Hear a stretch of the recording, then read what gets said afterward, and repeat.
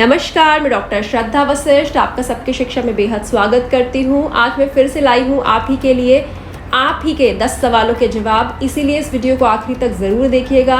मेरे आत्मविश्वास को बढ़ाने के लिए इस वीडियो को लाइक ज़रूर करिएगा और केंद्रीय विद्यालय से संबंधित लेटेस्ट इन्फॉर्मेशन और सही इन्फॉर्मेशन पाने के लिए सबकी शिक्षा को सब्सक्राइब ज़रूर करिएगा।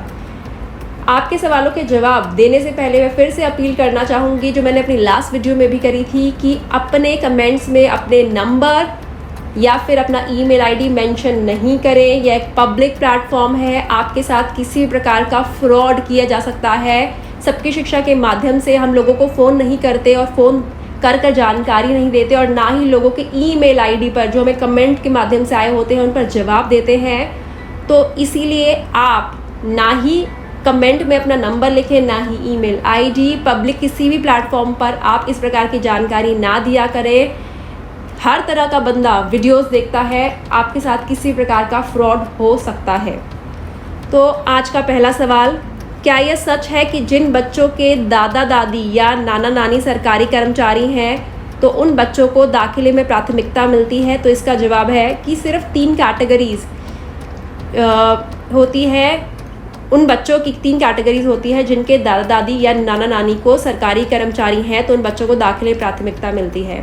पहला, वह बच्चे जिनके दादा दादी या नाना नानी ऑनरेबल MP होते हैं। दूसरा, वह बच्चे जिनके दादा दादी या नाना नानी PSU एम्प्लॉयज़ होते हैं। या फिर वह बच्चे जिनके दादा दादी या नाना नानी KVS एम्प्लॉयज़ होते हैं, सर्विंग या फिर रिटायर्ड। इन 3 कैटेगरीज़ के अलावा किसी भी और कैटेगरी के बच्चों को दाखिले में प्राथमिकता नहीं मिलती अपने दादा दादी या अपने नाना नानी की जॉब की वजह से। आज का दूसरा सवाल, हमें KV के बारे में ज़्यादा जानकारी नहीं है, क्या आप बताएंगे कि KV किस कक्षा से शुरू होता है और उस कक्षा में दाखिले की उम्र क्या होती है? तो इसके जवाब में मैं कहना चाहूँगी, सबसे पहले अगर आपको KV की जानकारी नहीं है तो आप चिंता मत करिए। आप सबकी शिक्षा की प्लेलिस्ट पर जाइए, केंद्रीय विद्यालय नाम के 2 फोल्डर होंगे, आराम से 1-1.5 घंटा निकालिए, उन फोल्डर की वीडियो देखिए, आपको सारी जानकारी KV संबंधित हो जाएगी। फिलहाल के लिए जो आपने सवाल पूछा है कि केंद्रीय विद्यालय किस कक्षा से शुरू होता है, तो केंद्रीय विद्यालय कक्षा 1 से शुरू होता है। और कक्षा 1 में दाखिले के लिए बच्चे की उम्र कम से कम 5 साल होनी चाहिए और 7 साल से कम होनी चाहिए। और उम्र का आंकलन जिस साल दाखिला हो रहा होता है उस साल की 31 मार्च पर रखकर किया जाता है। आज का तीसरा सवाल, क्या KV में अंग्रेज़ी बोलने पर यानी कि स्पोकन इंग्लिश पर जोर दिया जाता है? तो इसका जवाब है जी हाँ। केंद्रीय विद्यालय में अंग्रेज़ी पर जोर दिया जाता है। कोशिश की जाती है कि बच्चों की written as well as verbal दोनों तरह की इंग्लिश बेहतर हो। आज का चौथा सवाल, मेरी बिटिया को चलने में परेशानी है, वह विकलांग श्रेणी में आती है, उसका दाखिला KV में हो सकता है? तो इसका जवाब है जी हाँ।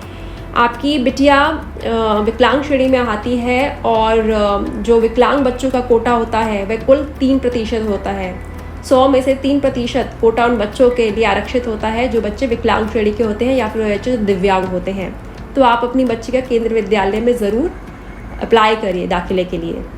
आज का 5वां सवाल, अगर मेरी बिटिया का दाखिला एकल कन्या योजना यानी कि सिंगल गर्ल चाइल्ड कैटेगरी के तहत हुआ तो क्या मेरी बिटिया की फ़ीस पूरी तरह से माफ़ होगी?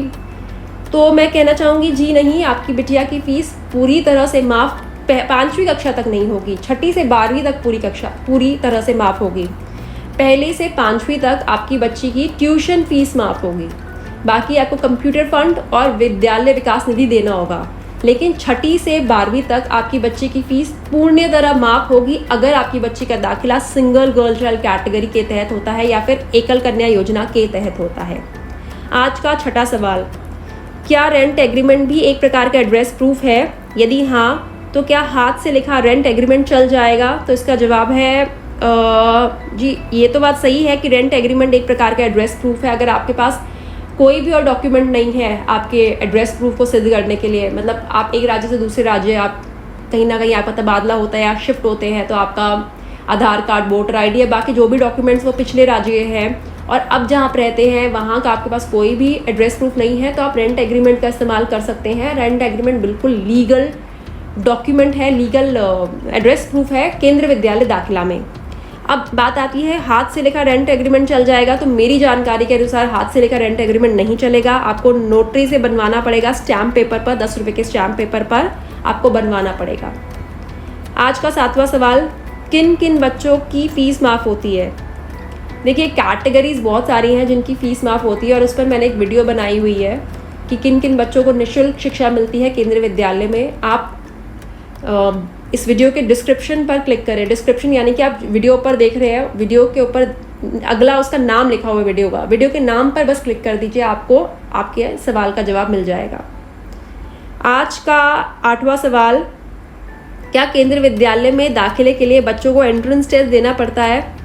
तो इसका जवाब यह है कि सिर्फ 9वीं कक्षा के बच्चों को केंद्रीय विद्यालय दिशा निर्देशों के अनुसार सिर्फ 9वीं कक्षा में दाखिले के लिए बच्चों को एंट्रेंस टेस्ट देना पड़ता है। उसके अलावा किसी भी और कक्षा में दाखिले के लिए एंट्रेंस टेस्ट नहीं देना पड़ता। आज का 9वां सवाल, सर्विस सर्टिफिकेट की जगह क्या सैलरी सर्टिफिकेट दे सकते हैं? तो इसका जवाब मेरी जानकारी के अनुसार जी नहीं। आपको सर्विस सर्टिफिकेट ही देना पड़ेगा यदि आप सर्विस कैटेगरी के तहत अपने बच्चों को दाखिला केंद्रीय विद्यालय में करवाना चाहते हैं। आज का 10वां सवाल, क्या केंद्रीय विद्यालय का फॉर्म भरना बड़ा मुश्किल होता है? देखिए, केंद्रीय विद्यालय का फॉर्म भरना मुश्किल नहीं होता, लेकिन केंद्रीय विद्यालय का फॉर्म थोड़ा बड़ा होता है क्योंकि 2 स्टेप्स होते हैं, इसमें 2 चरण होते हैं। पहला होता है पंजीकरण करवाना और दूसरा होता है आवेदन प्रपत्र को भरना, यानी कि पहला रजिस्ट्रेशन करवाना, दूसरा एप्लीकेशन फॉर्म भरना। और कक्षा पहली का ये ऑनलाइन होता है और दूसरी और उससे ऊपर की कक्षाओं का ऑफलाइन होता है। तो कहीं ना कहीं कक्षा पहली का फॉर्म भरना थोड़ा सा लेंदी होता है, थोड़ा लंबा होता है, इसीलिए लोगों को मुश्किल लगता है। लेकिन आपके लिए मैं सिर्फ ये कह सकती हूँ कि अगर आप डिस्क्रिप्शन बॉक्स क्लिक करेंगे तो उस पर मैंने लिखा हुआ है पिछले साल का फॉर्म कैसे भरें, ये हेडिंग लिखी होगी और नीचे 2 लिंक दिए होंगे। पहला लिंक होगा जिसमें आपको ये मैं बताऊंगी कि आप पंजीकरण कैसे करवा सकते हैं और दूसरे लिंक में आप फॉर्म कैसे भर सकते हैं, आवेदन प्रपत्र कैसे भर सकते हैं।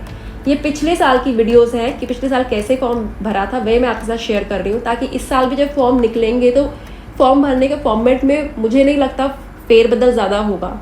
फॉर्मेट जो फॉर्म भरने का होगा वो तकरीबन एक जैसा ही होगा। तो अगर आप पिछले साल कैसे फॉर्म भरा गया उसे देख लेंगे तो आपको इस साल फॉर्म भरने में थोड़ी सी आसानी आ जाएगी। तो आप इस वीडियो को देखिए, 2-3 बार देखिए। उस वीडियो को देखने के और ये भी फ़ायदे होंगे, आपको पता चल जाएगा कि कौन से डॉक्यूमेंट्स फॉर्म भरते समय चाहिए होते हैं। दूसरी चीज़, डॉक्यूमेंट्स का साइज़ क्या होता है।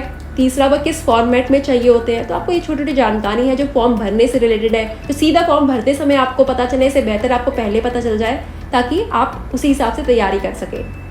तो यह थे आपके 10 सवालों के जवाब और मैंने कोशिश करी है जो मुझे अलग अलग सवाल आते हैं उनको लूँ अपनी वीडियो में। फिर भी कोई ऐसा आपका सवाल है जो रह गया है, इस वीडियो के माध्यम से मैंने नहीं इस सवाल का जवाब दिया, तो नीचे दिए कमेंट बॉक्स में मैं सवाल लिखे। कोशिश करूँगी अगली बार आपके सवाल का जवाब लेकर आऊँ, क्योंकि मेरे लिए संभव नहीं है इतने सारे सवालों का जवाब खुद लिख कर दे पाना। इसीलिए आपके सवालों का जवाब देने के लिए मैं वीडियो बनाती हूँ ताकि आपको आपके सवालों का जवाब भी मिले, ताकि और केंद्रीय विद्यालय दाखिला संबंधित जानकारी ज़्यादा से ज़्यादा लोगों तक पहुँचे। अब मुझे डॉक्टर श्रद्धा वशिष्ठ को इजाज़त दीजिए। नमस्कार।